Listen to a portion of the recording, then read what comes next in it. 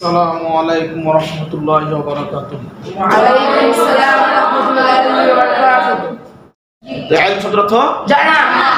জানাটা দুই ভাবে হতে পারে, একটা হচ্ছে আসমানি জ্ঞান আর একটা হচ্ছে জাগতিক জ্ঞান। জানাটা কয় প্রকার? দুই প্রকার। একটা হচ্ছে আসমানি আর একটা হচ্ছে জাগতিক। আসমানি যেটা সেটা রাসূল সাল্লাল্লাহু আলাইহি ওয়াসাল্লামের মাধ্যমে আসে। আমাদের নবীর পূর্বেও যারা নবী আসছেন তাদেরকে কি দেওয়া হয়েছিল? কিতাব দেওয়া হয়েছে অথবা সহিফা দেওয়া হয়েছে। তার মাধ্যমে তারা তাদের উম্মতকে জ্ঞান দিয়েছে, সেবা পরিচালনা করার চেষ্টা করেছে, শরিয়ার জ্ঞান তাদেরকে দিয়েছে। আর একটা হচ্ছে জাগতিক জ্ঞান, যেটা জাগতিক, সেটা হচ্ছে মানব রচিত। আল্লাহ রাব্বুল আলামিন মানুষের মাথায় জ্ঞান দিয়েছে, ওই জ্ঞানের মাধ্যমেই তারা কিন্তু বই পুস্তক রচনা করেছে। কেউ গাণিতিক চিহ্নগুলো লিপিবদ্ধ করেছে, এরপরে কেউ ইংলিশ গ্রামার তৈরি করেছে, আবার কেউ পদার্থ বিজ্ঞান, এই সব কিছু তারা আবিষ্কার করার চেষ্টা করেছে গবেষণা করে। এই রসায়ন বিজ্ঞান, সাধারণ বিজ্ঞান, এগুলো সরাসরি আসমান থেকে আসে না। এগুলোর মানুষের মাথায় আল্লাহ পাক রব্বুল আলামিন দিয়েছেন, মানুষ তখন এগুলো রচনা করেছে। তাহলে এগুলোকে বলা হয় জাগতিক জ্ঞান। রসায়ন বিজ্ঞান এগুলো কি জাগতিক জ্ঞান। হ্যাঁ, মানুষ কিছু আবিষ্কার করবে, কথা বুঝে আসছে, যেগুলো সব জাগতিক জ্ঞান, চিন্তাধারার মাধ্যমে আল্লাহ পাক রব্বুল আলামিন মাথায় ব্রেন দিয়েছে, বিদায় করছে।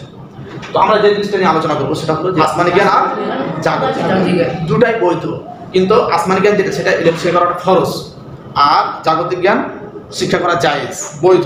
কথা বুঝে আসছে? প্রয়োজনে অনেক সময় এটা ফারজে কিফায়া হয়ে যায়। আল্লাহ পাক রব্বুল আলামিন কোরআনে বলছেন যে ইলমের মাধ্যমে আল্লাহ তাদের মর্যাদা বাড়িয়ে দেয়। যারা ইলম শিখে তাদের মর্যাদা আল্লাহ বাড়িয়ে দেয়। ইলম যারা শিখে, তো ইলম শিখলে তাদের মর্যাদা বাড়িয়ে দেয়। এর প্রমাণ কি? আল্লাহ পাক রব্বুল আলামিন হযরত আদমকে শিখিয়ে দিয়েছিলেন, ওয়া আল্লামা আদামান আসমাআ কুল্লাহা সুম্মা আরাদাহুম আলাল মালাইকাতি।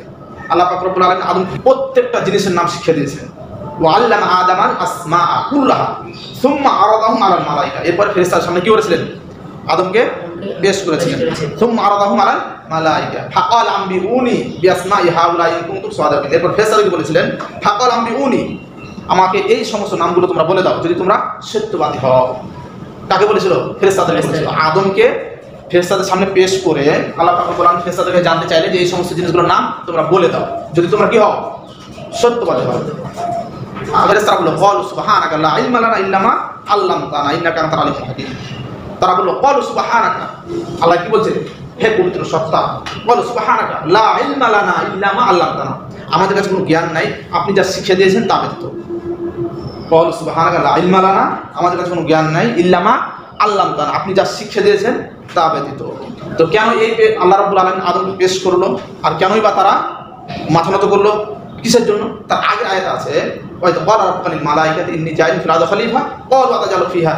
যখন আল্লাহ বলেছিল, ফেরেশতাদেরকে পরামর্শ করেছিল যে আমি একটা খলিফা বানাতে চাই যারা পৃথিবীতে বসবাস করবে এবং আমার ইবাদত করবে, তখন তারা কি করেছিল? বিরোধিতা করেছিল ফেরেশতারা, যে এমন জাতি আপনি বানাবেন যারা ফাসাদ সৃষ্টি করবে, রক্তপাত ঘটাবে।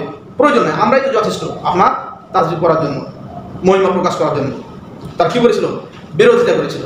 তাই আল্লাহ পাক রব্বুল আলামিন আদমকে বানায়া অনেক কিছু নাম শিক্ষা দিয়ে তাদের কাছে পেশ করেছিল। এরপর বলছে এই সমস্ত জিনিসগুলোর নাম বলে দাও।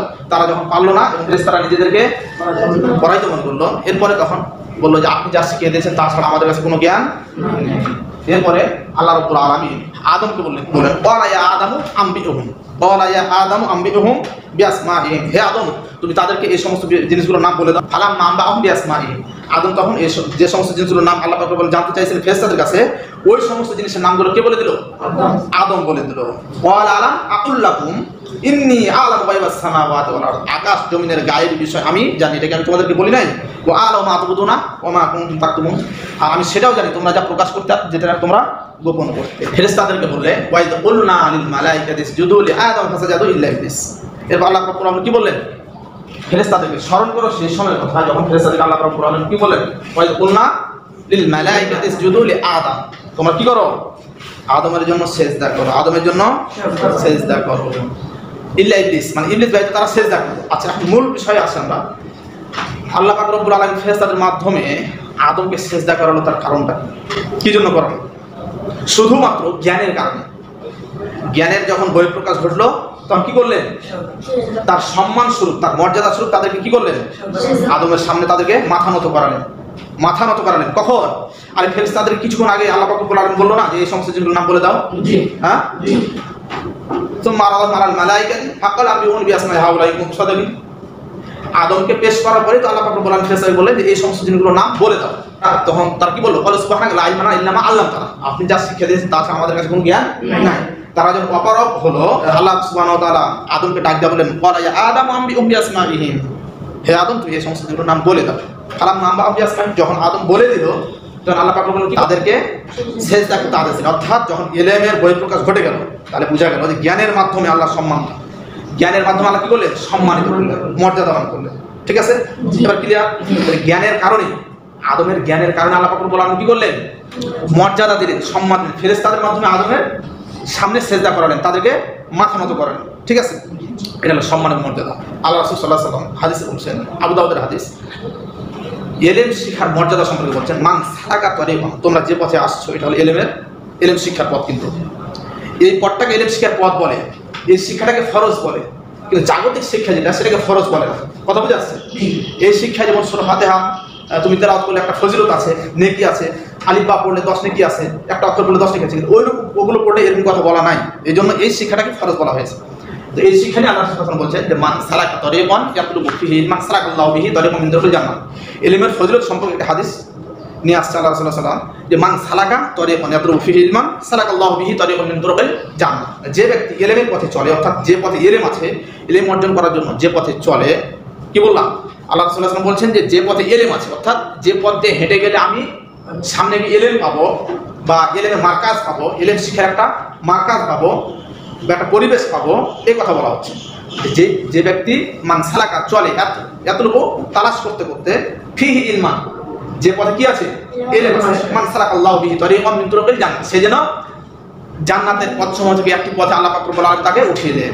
জান্নাতের পথসমূহ থেকে একটি পথে আল্লাহ পাক রব্বুল আলামিন কি করে? তাকে চালিয়ে দেন। কথা বুঝে আসছে? এরপর বলছেন ওয়াইনাল মালাইকাতা, আর ফেরেশতারা, লা তাদাউ আজনিহাতাহা, তারা রেখে দেয়। কারা? ফেরেশতারা। কারা রেখে দেয়? আওয়াজ দিয়ে বলো, কারা রেখে দেয়? ফেরেশতারা। ওয়াইনাল মালাইকাতা, আর ফেরেশতারা, লা তাদাউ আজনিহাতাহা, কি রেখে দেয়? তাদের ডানা, তাদের পাখা, তাদের পর, লিতালিবিল ইলম, তালিবে ইলমের জন্য। অর্থাৎ ওয়াইনাল মালাইকাতা লা তাদাউ আজনিহাতাহা রিদান লিতালিবিল ইলম, যারা ইলম অন্বেষণ করার জন্য যায়, তাদের পায়ের নিচে ফেরেশতারা কি বিছিয়ে দেয়? তাদের পাখা বিছিয়ে দেয়।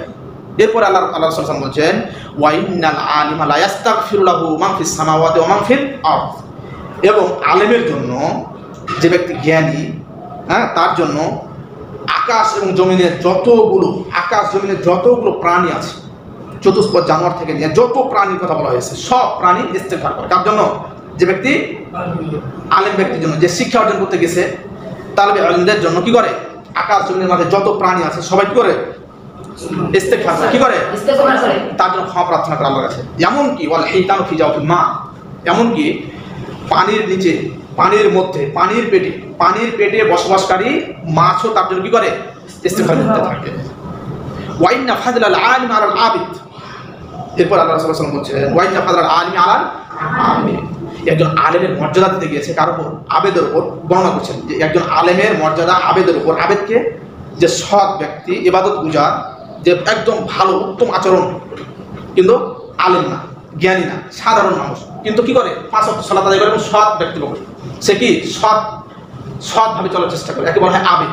ওয়াইন্না ফাদলাল আলিম আলাল আবেদ, যে আবেদের উপর আলেমের মর্যাদা দিতে গিয়ে বলছেন, আবেদের উপর আলেমের মর্যাদা হচ্ছে কাফাদিল কমারি লাইলাতুল বদরি আলা সাইল কাওয়াকিব, আকাশের মধ্যে তারকারাজির মাঝে যেমন চাঁদের মর্যাদা, তেমনই ভাবে পৃথিবী জগতে আবেদের উপরে আলেমের মর্যাদা ওইরকম।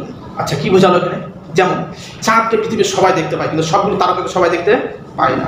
তারকার আলোতে পুরো পৃথিবী আলোকিত হয় না, কিন্তু চাঁদের আলোতে পুরো পৃথিবী আলোকিত হয় না? পূর্ণিমা রাতে লাইলাতুল বদরি আলা সাইল কাওয়াকিব, কোন রাতে কথা বলা হয়েছে? লাইলাতুল বদর, অর্থাৎ 13-14 যেগুলোতে চাঁদ একবারে অনেক বড় আকার ধারণ করে এবং আলোটা চতুর্দিকে ফুটে থাকে, আলোটা সব দিকে ফুটে যায়, সে সময় কথা বলা হয়েছে। যে একজন আলেম হলো আবেদের উপরে মর্যাদা। কেন? যে আবেদ ব্যক্তি তো শুধুমাত্র নিজের ইবাদতটা নিয়ে ব্যস্ত, কিন্তু আলেম কি করে? পুরো জাতিকে নিয়ে চিন্তা ভাবনা করে, পুরো জাতিকে পথ দেখায়, পুরো জাতিকে আলোকিত করার চেষ্টা করে। তাই চাঁদের সাথে তুলনা দিয়েছেন। তারকারাজির মধ্যে যেমন চাঁদের সম্মান মর্যাদা, তেমনি ভাবে এই আবেদের উপরে কার মর্যাদা? আলেমের মর্যাদা। কথা বুঝে আসছে? এরপর আল্লাহ সাল্লাল্লাহু আলাইহি ওয়াসাল্লাম বলছেন ওয়াইনাল উলামা ওয়ারাসাতুল আমবিয়া, আলেমগণ কি? নবীদের ওয়ারিস। ওয়াইনাল আম্বিয়া লাম ইউরিসু দিনারান ওয়ালা দিরহামান, আর নবীগণ কোনো দিনার দিরহাম কি করে ওয়ারিস রেখে যান না। কথা বুঝে আসছে? ওয়াইনাল আম্বিয়া লাম ইউরিসু দিনারান ওয়ালা দিরহামান, নবীগণ কোনো দিনার দিরহাম ওয়ারিস হিসেবে রেখে যান না। ওয়ার রাসূল ইলমা, তারা কি রেখে গেছে? এলেম রেখে গেছেন। কি রেখে গেছেন? মিরাস হিসাবে এলেম রেখে গেছেন। ফামান আখাদালি হাদ্দিন ওয়াফিরিন, যে ব্যক্তি এই এলেম গ্রহণ করবে সে পৃথিবীতে সবচাইতে অনেক বড় বিরাট সাফল্য মণ্ডিত একটা অর্জন সে করবে। যে ব্যক্তি ফামান আখাদালি হাদ্দিন ওয়াফিরিন, যে ব্যক্তি এলেম অর্জন করবে সে পৃথিবীতে সবচাইতে বড় অংশ সফলতা এবং মর্যাদা সম্পূর্ণ একটা বড় একটা অংশ সে গ্রহণ করবে। হাদিসটা এখানে শেষ। তো হাদিস সহিহ। এবার আল্লাহ অন্য একটা হাদিস বলছেন মুসলিম শরীফে, ইদা মাত আল ইনসান, যখন মানুষ মারা যায়। আর একটা ফজিলত এলেম শিক্ষা, সেটা হলো কি, যখন মানুষ কি হয়? মারা যায়। ইদা মাত আল ইনসান ইনকাতা, ইদা মাত আল ইনসান, যখন মানুষ মারা যায়, ইনকাতা আনহু আমালুহু, তার সকল আমল বন্ধ হয়ে যায়, বিচ্ছিন্ন হয়ে যায় তার থেকে। ইনকাতা আনহু আমাল ইল্লা মিন সালাসাতিন, তবে তিনটা আমল কি থাকে? জারি থাকে। কয়টা আমল?